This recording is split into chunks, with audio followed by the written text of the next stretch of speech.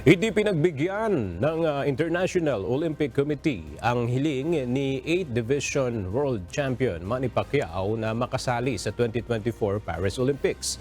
Ayon sa Philippine Olympic Committee, natanggap nila ang sulat kahapon mula sa IOC kung saan sinabi nito na lagpas na ang 45 years old na si Pacman sa age regulation na 40 years old.